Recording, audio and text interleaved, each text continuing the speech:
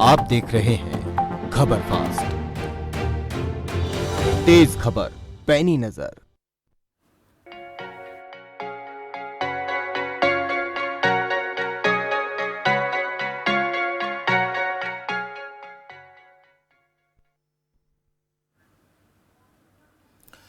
नमस्कार। खबर फास्ट पर आपके स्वास्थ्य से जुड़ा खास कार्यक्रम आपका डॉक्टर के साथ मैं हूं भविष्य त्यागी। शरीर को स्वस्थ रखने और सुंदर दिखाने के लिए लोग जितनी मेहनत करते हैं, कई बार उतनी ही लापरवाही दांतों की देखभाल करने में दिखाते हैं। बदलते लाइफस्टाइल का जितना असर हमारे मानसिक और शारीरिक स्वास्थ्य पर पड़ता है, उतना ही हमारी दांतों की सेहत पर भी पड़ता है। यहाँ ध्यान देने वाली बात यह है कि दांतों से जुड़ी परेशानियां किसी उम्र विशेष से जुड़ी नहीं होती। इनका खास ध्यान न रखा जाए तो बच्चों और बड़ों किसी को भी इनसे जुड़ी दिक्कतों से जूझना पड़ सकता है। आज आपका डॉक्टर में दांतों से जुड़ी समस्याओं पर ही बात होगी, लेकिन उससे पहले आपको बताते हैं कि हरियाणा में प्रदेश सरकार किस तरह हेल्थ इंफ्रास्ट्रक्चर और स्वास्थ्य सुविधाओं को मजबूत और बेहतर बनाने की दिशा में काम कर रही है। तो मरीजों को प्रदेश में तमाम तरह की सुविधाएं मिल रही हैं। आपको बता दें कि इलाज के साथ साथ सरकार और विभाग मुफ्त दवाएं भी उपलब्ध करा रहा है। जागरूकता मुहिम का असर भी देखा जा रहा है। जांच के लिए शहरी और ग्रामीण क्षेत्रों में कैंप्स लगाए जा रहे हैं। अस्पतालों में स्पेशलिस्ट डॉक्टर्स की नियुक्ति की गई है। सीएचसी और पीएचसी केंद्रों पर सरकार ने सुविधा जो है वो बढ़ाई है। उम्मीद केंद्र के माध्यम से टेली काउंसलिंग शुरू की गई है। 15 जिलों के उम्मीद केंद्र काउंसलर्स के नंबर जारी किए गए हैं। 1000 हेल्थ वेलनेस सेंटर खोलने का ऐलान सरकार की ओर से किया गया है। हर सिविल अस्पताल में कम से कम 200 बेड की योजना है। 350 चिकित्सा अधिकारियों की नियुक्ति की गई है। कर्मचारियों, पेंशनर्स और उनके आश्रितों को इंडोर उपचार दिया जा रहा है। हरियाणा कैशलेस स्वास्थ्य योजना की भेंट दी गई है। अल्ट्रासाउंड और डायग्नोस्टिक सेवाओं का विस्तार किया गया है। हर जिला अस्पताल में आईसीयू और प्राइवेट रूम स्थापित किए गए हैं। पत्रकारों समेत 8 वर्गों को आयुष्मान भारत योजना का लाभ दिया जा रहा है। सरकारी कर्मचारियों, पेंशनर्स और आश्रितों को 20 लाख रुपए का जो उपचार है वो दिया जा रहा है।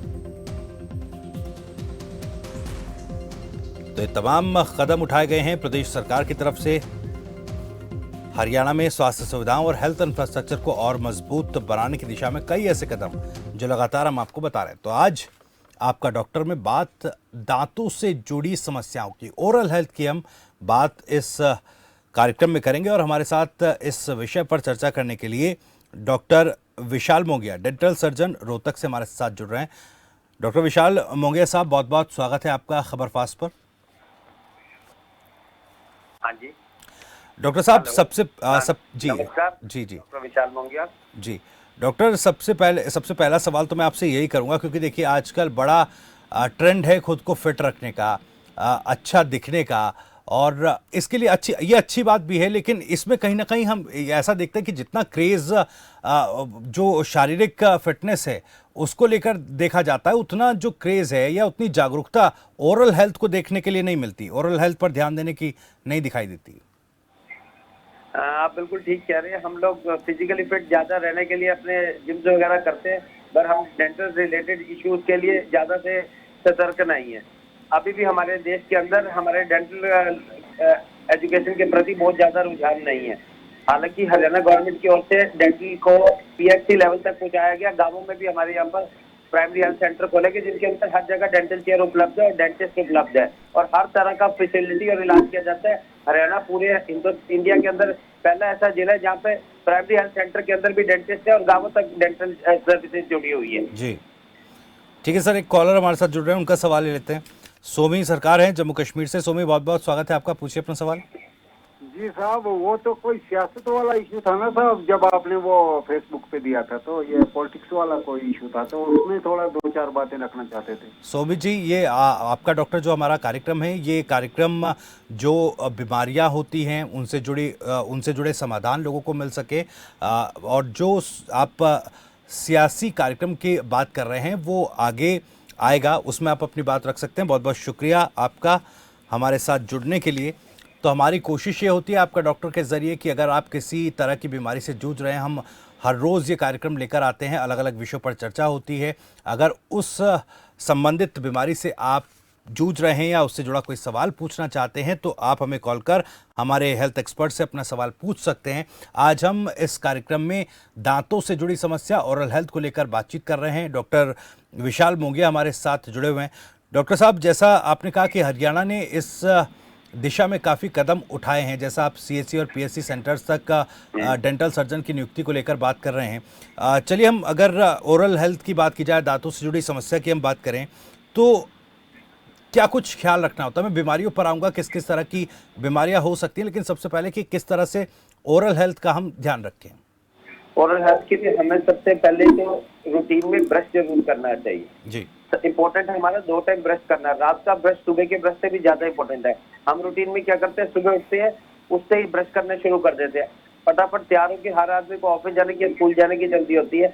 आधे घंटे बाद हम ब्रेकफास्ट करके चले जाते हैं तो हमारा मुंह सिर्फ आधा घंटा साफ रहता है। बेस्ट ये होती है कि आप नाश्ता करने के बाद ब्रश करें और रात में सोने से पहले ब्रश करें।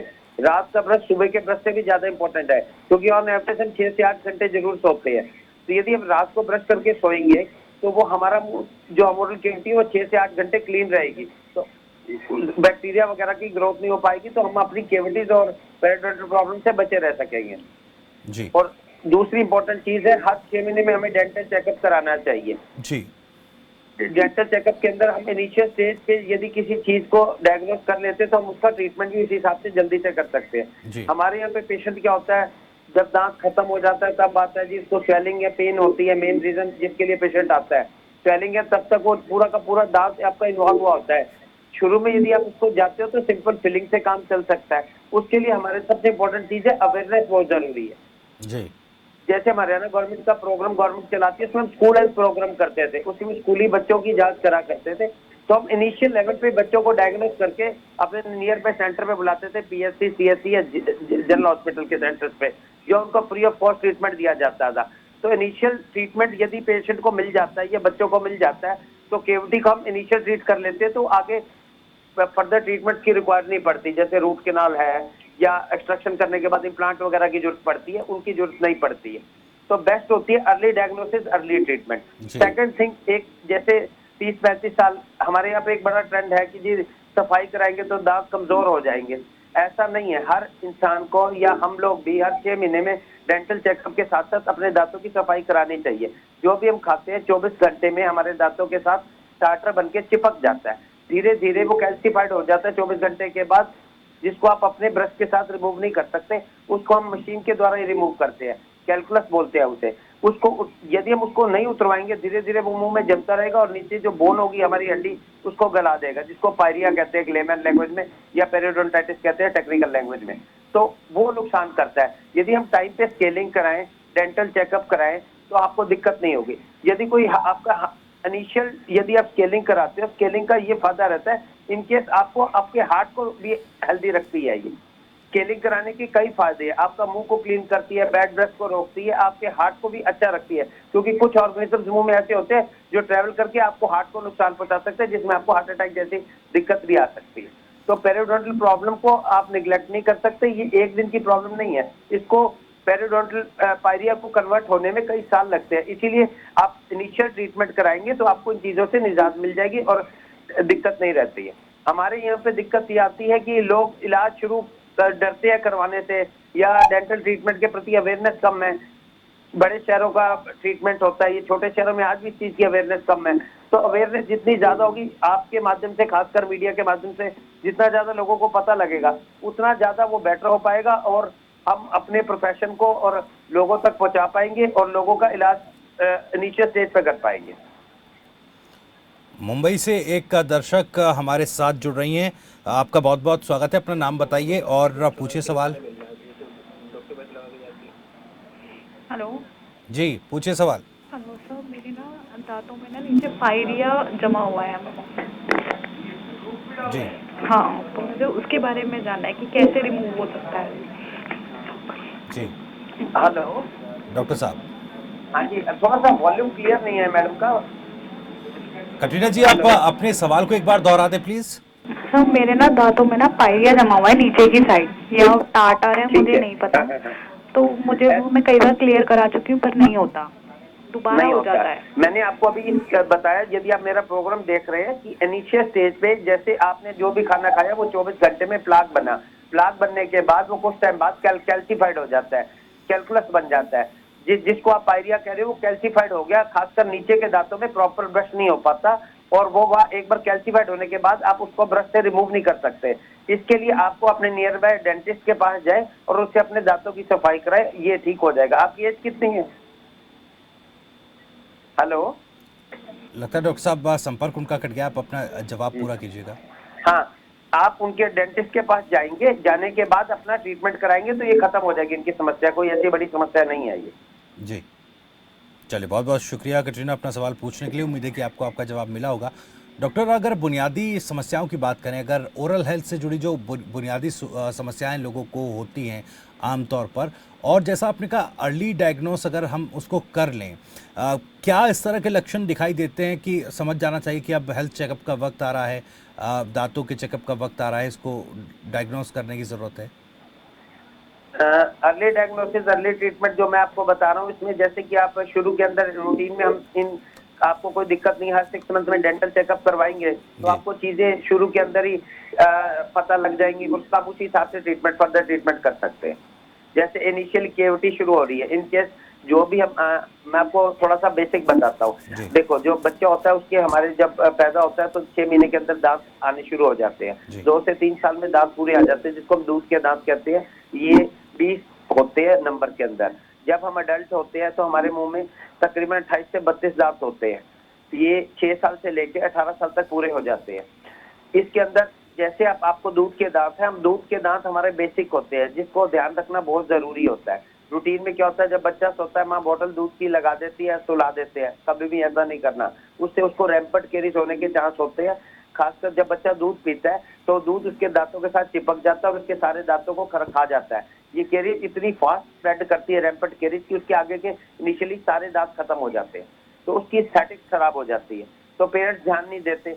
मैं ये चाहता हूँ जिससे बच्चा ब्रश शुरू करता है आइडियली, तब से 6 महीने से हम उसका पेरेंट्स उसकी केयर करें, खासकर दांतों की, क्योंकि आपके जो दांत है आपके व्यक्तित्व का एक बहुत इंपॉर्टेंट हिस्सा है। स्वस्थ दांत, स्वस्थ शरीर।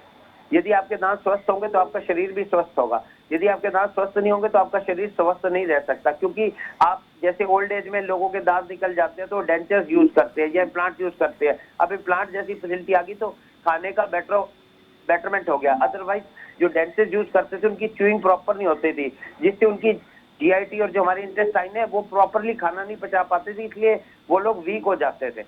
तो हमारे दांत जो है वो जेम्स की तरह से, मोतियों की तरह से हमारे उसके अंदर कहा गया है, इनका खास ख्याल रखना चाहिए। इसीलिए इनकी इंपॉर्टेंस बहुत बढ़ जाती है। दूध के दांत से ही पेरेंट्स को और बच्चों का ध्यान रखना चाहिए और प्रॉपर टाइम पे ट्रीटमेंट लेना चाहिए।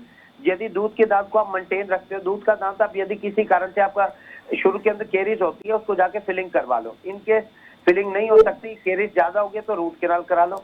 निकलवाना पड़ता है तो उसकी जगह पे स्पेस मेंटेनर्स आते हैं जो स्पेस को मेंटेन रखते हैं ताकि परमानेंट दांत प्रॉपरली जगह पे आ जाए।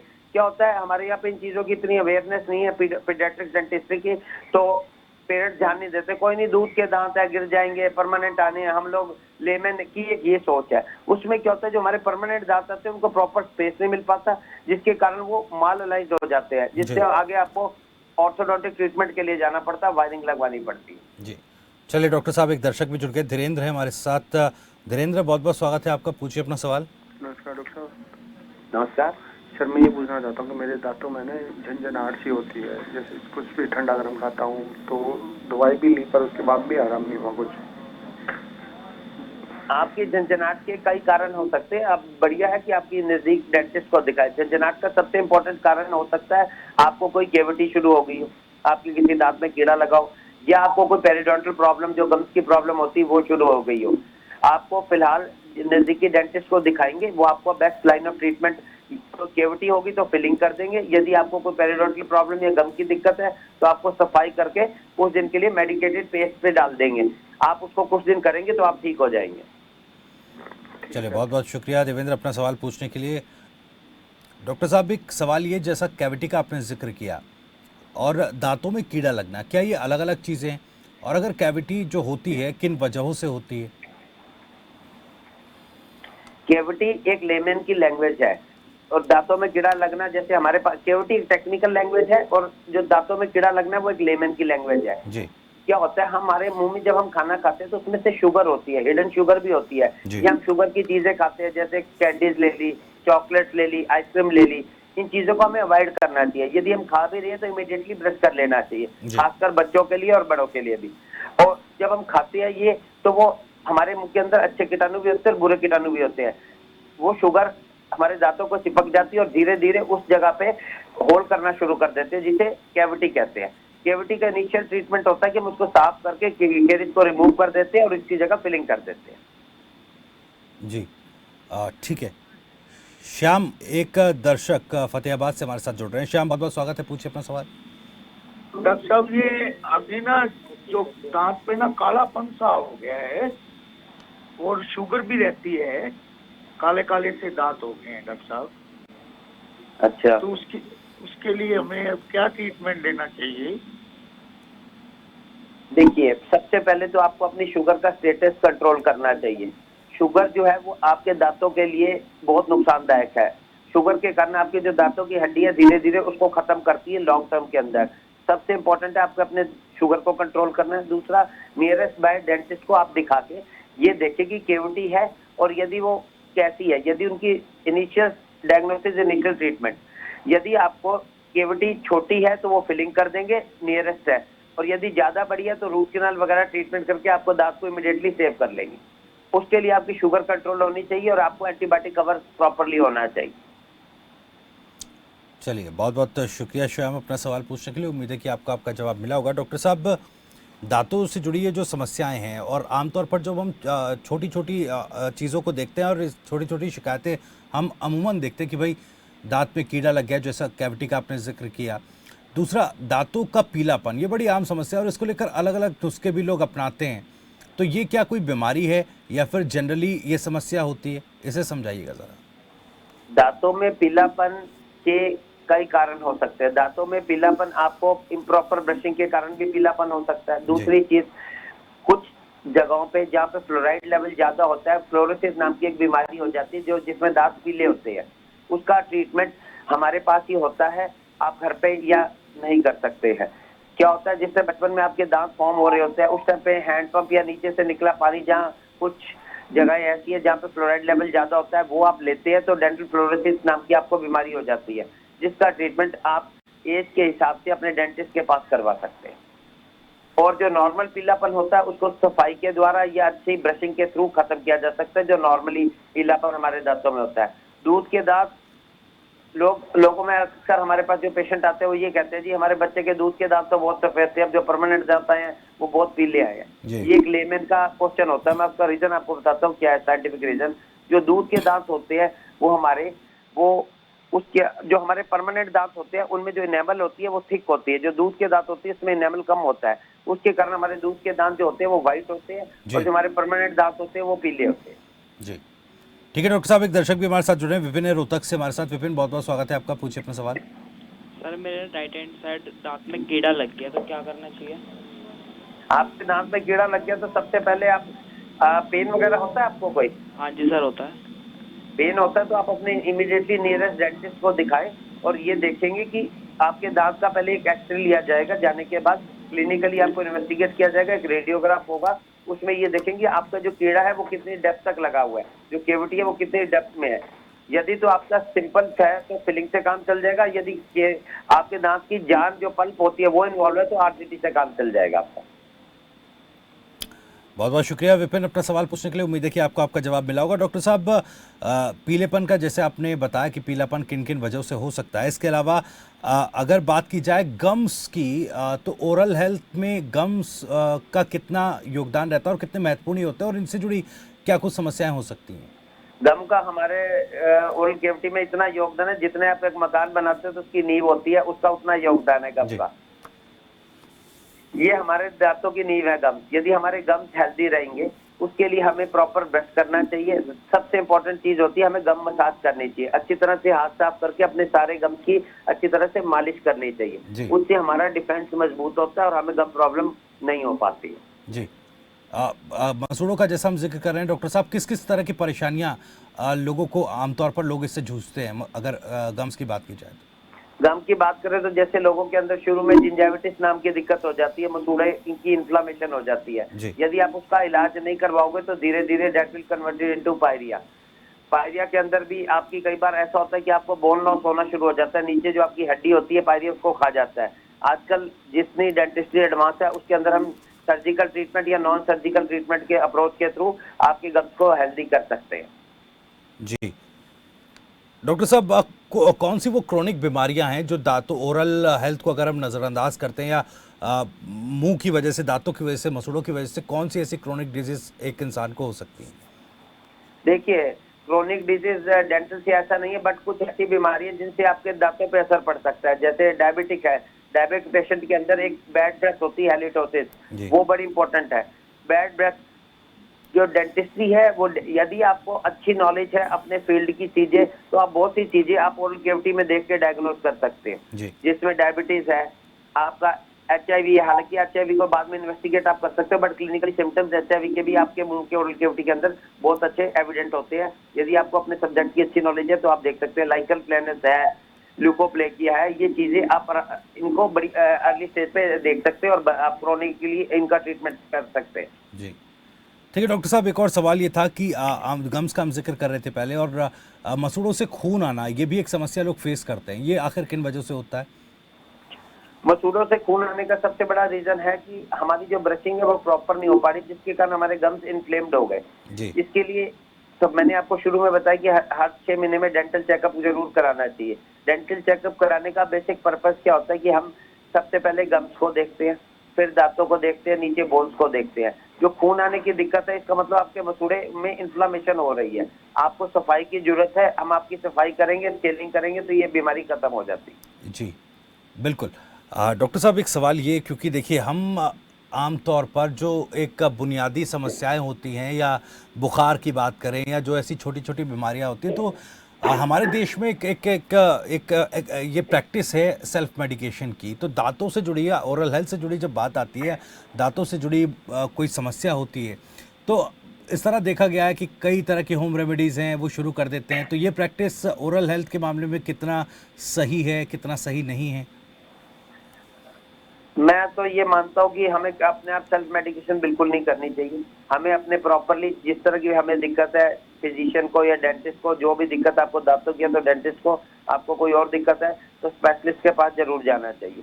वो आपको बेस्ट ट्रीटमेंट देगा। सबसे पहले इंपॉर्टेंट है, सबसे पहले आपका बेस्ट डायग्नोज बनाएगा।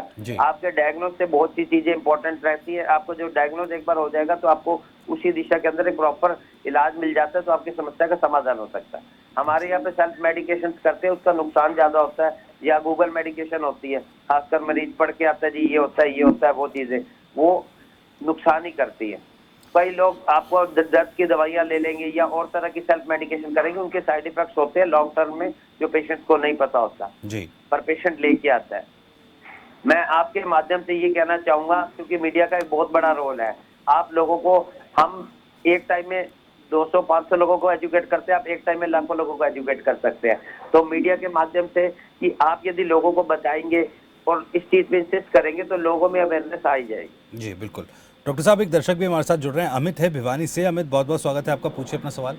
हाँ नमस्कार सर, मैं कह रहा था दांतों में थोड़ा पीलापन रहता है और ब्रश वगैरह करने के बाद थोड़ा सा रह जाता है, उसको क्या करूँ, थोड़ा सा उसके लिए क्या उपाय करूँ और कौन सा टूथपेस्ट इस्तेमाल करूँ, सब वो बता दीजिए। अमित, दांतों में पीलापन का सबसे इम्पोर्टेंट चीज देखना है कि ये पीलापन आपको शुरू से है, बचपन से है, या अभी हुआ है उस टाइम से, ये इम्पोर्टेंट है। यदि तो आपको ये कुछ टाइम से हुआ है सर, कुछ टाइम से हुआ है। हाँ जी, कुछ टाइम से हुआ सर, कुछ टाइम से हुआ है, तो आप प्रॉपरली अच्छी तरह से ब्रश करें। उससे पहले किसी नियर बाय डेंटिस्ट को दिखा के अपने दांतों की सफाई, क्लीनिंग करवा ले, प्लस पॉलिशिंग कर देंगे, आपका पीलापन दूर हो जाएगा। और रही बात पेस्ट की, तो पेस्ट इम्पोर्टेंट नहीं है, सबसे इम्पोर्टेंट है आपकी ब्रशिंग। जो ब्रशिंग टाइम है आपकी वो इम्पोर्टेंट है। 2 बार आप रेगुलर ब्रश करें और प्रॉपर ब्रश करें। 2 महीने में आप ब्रश बदले, 45 से 60 दिन में आप अपने टूथब्रश को चेंज कर लें। हम सारी चीजें बदल लेते हैं, ब्रश करने में हम आलस कर जाते हैं, कोई नहीं कल कर लेंगे, कल कर लेंगे, एक ना वो है। हालांकि ऐसी बात नहीं कि आप ब्रश नहीं ले सकते, हमारे पास शायद 10 ब्रश पड़े होते हैं, बट उठाने का थोड़ा सा आलस कर जाते हैं। तो आप एक बार उनको नियर बाय डेंटिस्ट को दिखा लो, वो आपके दांतों की सफाई कर देगा, प्लस पॉलिशिंग करा लेना, आपकी समस्या का समाधान हो जाएगा। जी, बहुत बहुत शुक्रिया अमित अपना सवाल पूछने के लिए। डॉक्टर विशाल, एक सवाल ये, जैसा दर्शक ने भी पूछा था कि आजकल तो तरह तरह के टूथपेस्ट बाज़ार में आते हैं, तमाम तरह के एडवर्टीज़मेंट हम देखते हैं, तो क्या कोई आप सुझाव दे सकते हैं इस बाबत कि किस तरह का टूथपेस्ट या टूथ पाउडर इस्तेमाल करना चाहिए? देखिए, आपको जो भी टूथपेस्ट यूज करनी चाहिए उसमें फ्लोराइड होना चाहिए। फ्लोराइड कंटेंट दांतों के लिए बड़ा इंपॉर्टेंट होता है। फ्लोराइड यदि लिमिट में यूज किया जाए तो हमारे को कैविटी रोकता है। यदि फ्लोराइड एक्सेस में यूज करेंगे तो उसका नुकसान है, डेंटल फ्लोरोसिस की बीमारी हो जाती है। तो जो हमारे टूथपेस्ट आते हैं उसमें एक रूटीन में नॉर्मली लिमिटेड मात्रा में फ्लोराइड दिया जाता है। कोई भी पेस्ट आप यूज कर सकते हो, किसी कंपनी की भी पेस्ट, ब्रांडेड कंपनी की पेस्ट यूज कर सकते हो। इंपॉर्टेंट होती है आपका ब्रशिंग की टेक्निक, मेथड। सर्कुलर मोशन में आप ब्रश करो, 5 to 7 मिनट्स में आप, बेसिक इंपॉर्टेंट है, आप सारे सर्फेस को कवर करो और रात को सोने से पहले जरूर ब्रश करो। जी, ठीक है डॉक्टर साहब। मेडिकेटेड पेस्ट आती है, मेडिकेटेड पेस्ट को हम उन पेशेंट्स को देते हैं जिनको रिक्वायरमेंट होती है। वैसे नॉर्मल रूटीन में पेशेंट कोई भी पेस्ट यूज कर सकता है अपनी कन्वीनियंस और रिक्वायरमेंट के हिसाब से। ठीक है सर। एक दर्शक कुलदीप गौड़ भी पंजाब से जुड़ गए हमारे साथ। कुलदीप, बहुत बहुत स्वागत है आपका, पूछिए अपना सवाल। हाँ जी, माफ करिएगा, कुलदीप कौर हमारे साथ है। कुलदीप, पूछिए अपना सवाल। हाँ जी, मेरे ना घर वाला व्यापार है जी। Hello hello. हाँ जी मैम, ऊंचा बोलिए आप थोड़ा सा, आपकी आवाज क्लियर नहीं है। हाँ जी, मैं ना कुलदीप कौर बोल रही हूँ पंजाब से, कोटकपूरा से। हाँ जी, हाँ जी। ते ओ तुसी सानू डॉक्टर का नाम दसो। ओही डॉक्टर। हाँ जी, हेलो। कुलदीप आपसे थोड़ा अनुरोध है कि आप अपना टीवी सेट की वॉल्यूम को कम कर दें और फोन पर ही अपनी बात रखें। हाँ जी, ठीक है।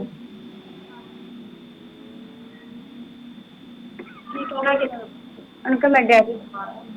हेलो कुलदीप की आवाज़ हम तक ठीक तरीके से नहीं पहुंच पा रही है।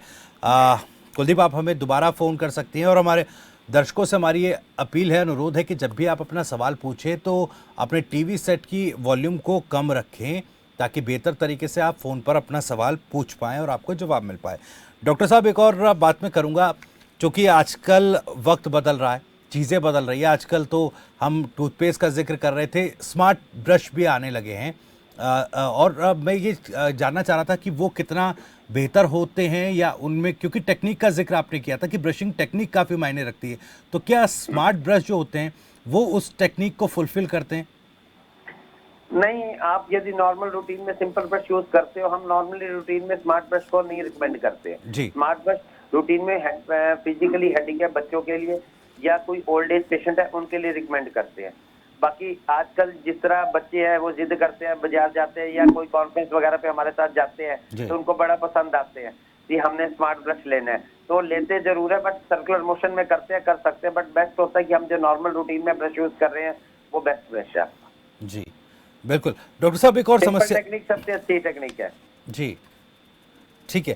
डॉक्टर साहब, एक सवाल ये कि आमतौर पर एक दांतों का टेढ़ा मेढ़ा हो जाना, ये भी समस्या काफ़ी लोगों में देखी जाती है और इससे भी लोग परेशान रहते हैं, इसके बारे में ज़रा बताइए। दांतों में टेढ़ापन का सबसे इम्पोर्टेंट कारण मैंने आपको पहले बताया था कि हमारे जो दूध के दांत है वो हमारा बेस है परमानेंट दांतों के लिए। उसमें हम उनकी केयर नहीं करेंगे तो हमारे जो आने वाले टाइम में है वो हमारा टेढ़ापन हो सकता है दांतों के अंदर। उसके लिए ये बहुत कॉमन है, खासकर लड़कियां वगैरह एस्थेटिक्स को, आजकल लड़के लड़कियां जो यंग जनरेशन है एस्थेटिक्स का बड़ा ध्यान रखते हैं। उसके लिए ऑर्थोडोंटिक्स हमारी एक ब्रांच है जिसमें हम टेढ़े मेढ़े माल दांतों को ट्रीटमेंट देते हैं और सीधा करते हैं।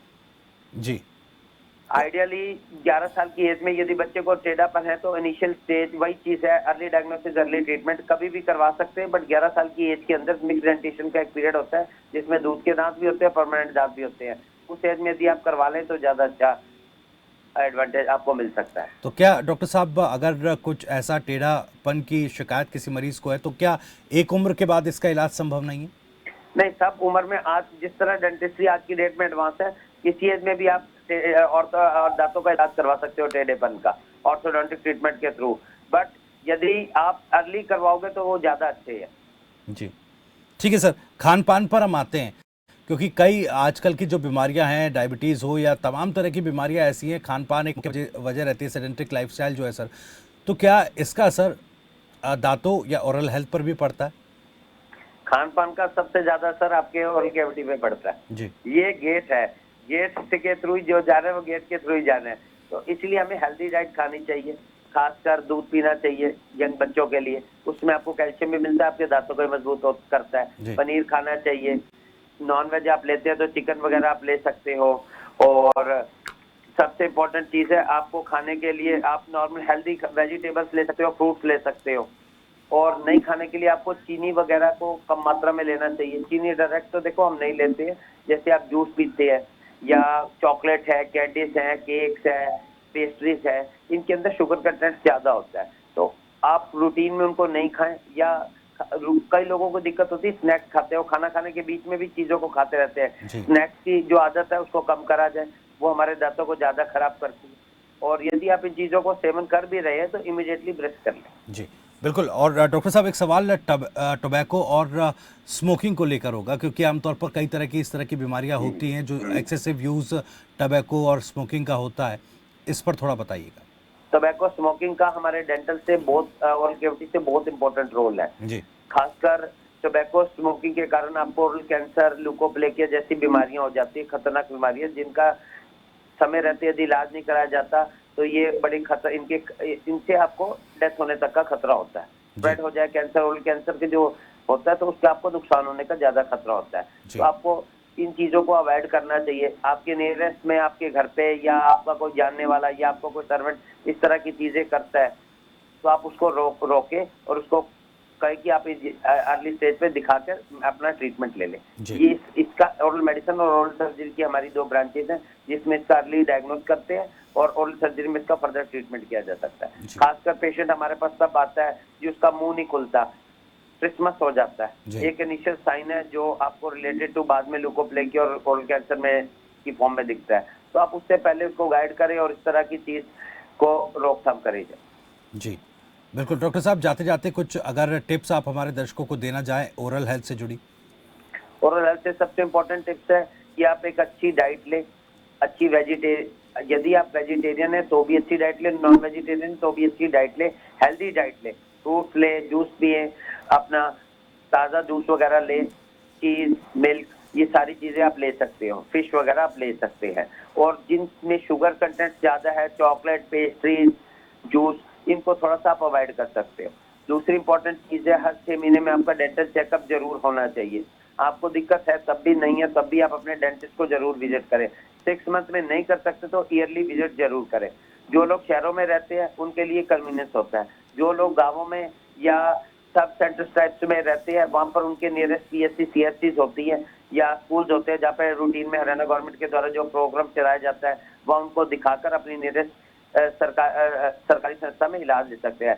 हरियाणा गवर्नमेंट की ओर से सब सरकारी संस्था में वेल इक्विप्ड चीजें दी गई हैं जहाँ पे आपको हर तरह का ट्रीटमेंट दिया जा सकता है। ये नहीं कि आपको छोटी सी चीज के लिए शहर आना पड़ेगा, अब ऐसी चीज नहीं रही है। हरियाणा के गाँवों में भी डेंटल फैसिलिटी बहुत अच्छी है। जी चलिए डॉक्टर साहब, बहुत बहुत शुक्रिया, आज आप इस कार्यक्रम से जुड़े, हमारे और हमारे तमाम दर्शकों के सवालों को एड्रेस किया। बहुत बहुत शुक्रिया आपका इस कार्यक्रम से जुड़ने के लिए। तो फिलहाल आज हमने डॉक्टर साहब से ओरल हेल्थ को लेकर बातचीत की, किस तरह से अपनी ओरल हेल्थ को अच्छा रखा जा सकता है और ओरल हेल्थ अगर इस पर ध्यान ना दिया जाए, अगर दांतों से जुड़ी समस्याओं पर ध्यान ना दिया जाए तो ये कई गंभीर बीमारियों की वजह भी बन सकती है। तो आप अपनी ओरल हेल्थ का भी उतना ही ध्यान रखें जितना कि आप अपनी फिजिकल फिटनेस का रखते हैं। इसी के साथ आपका डॉक्टर में इतना ही। नमस्कार।